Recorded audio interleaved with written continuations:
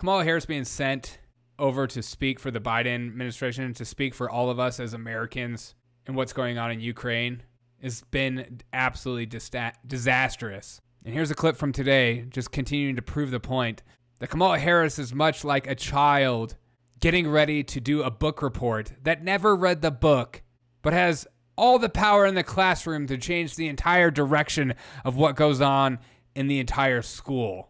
Hashtag metaphor life. But listen to this response from Kamala Harris. I think she's a perfect example of someone not being qualified for the job, but being given it because of you fill in the blank. If I can ask you, Madam Vice President, 100% Tiger Biden Man. has said that Americans will feel some pain for the sake of defending freedom and liberty, but there does seem to be no end game in sight. How long should Americans expect? How long should we be bracing for this really sort of historic inflation and some unprecedented gas prices? So the question was to her specifically. How long should Americans be feeling the pressure of inflation and gas prices? Watch her response immediately. The question was for her. She looks to him. Oh, do you have an answer? Oh, wait, that question's for me. I guess I'll take it. Sure.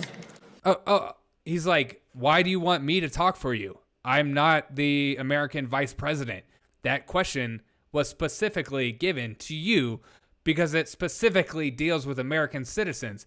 But again, the question was about gas prices, inflation, and pressure that you and I feel, or as Joe Biden says, too poor to stay afloat. You obviously don't understand what's going on. But again, here's her response. Sure. In terms of the discussions that the President, Johannes, and I had, they ranged in subject, including the issue of the Black Sea, and I'll let him explain in more detail as he would like. But we are, again, fully aware and apprised because we are in constant communication with the President, with his administration here, about the concerns. Well, I mean, seriously, what does this have to do with it? Sure. I think you need to hear it one more time. In terms of the discussions that the President, Johannes, and I had, they ranged in subject, including the issue of the Black Sea, and I'll let him explain in more detail as he would like. But we are, again, fully aware and apprised because we are in constant communication with the President, with his administration here, about the concerns that they have about the entire region and, frankly, the vulnerability. The entire region, the vulnerability. What does this have to do with gas prices and inflation back in America? Has nothing to do with it, but I'll continue for 2 more seconds. All you have to do is look at the map. Just look at the map. And again, that was the answer. But here's the question again. I want you to hear the question one more time because I think I can't emphasize it enough how big of a joke this person is. I just can't take her seriously as a human being. And if I can ask you, Madam. It's almost like the same times when Joe Biden has his gaffes, and it's clearly he doesn't know what he's talking about, or accident, like what I just did, or. But at least I acknowledge it. See, that's the difference between me and Joe Biden is when I say something stupid, I'll try to immediately acknowledge it because I'm not out of my mind. Madam Vice President. Hey, Tiger Man, let your dog out. President Biden has said that Americans will feel some pain for the sake of defending freedom and liberty, but there does seem to be no end game in sight. How long should Americans expect? How long should we be bracing for this really sort of historic inflation?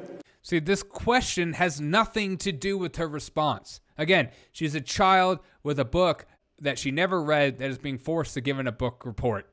I think she is being given the task of going to Poland to give in these discussions because Biden isn't physically healthy enough to make the trip, or they assume that he is not able to do this because this is such an embarrassment. Her laughing at the podium the other day when the question was given about refugees and what to do with refugees and will America take refugees, and then she immediately laughs. It's the most embarrassing thing on the world stage. Again, America's image continues to go down the tubes, especially in foreign lands. It's just obnoxious. I can't do it anymore.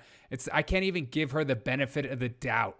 I don't understand why the Democrats continue to choose people who are clearly not fit for the job mentally because of an emotional plea.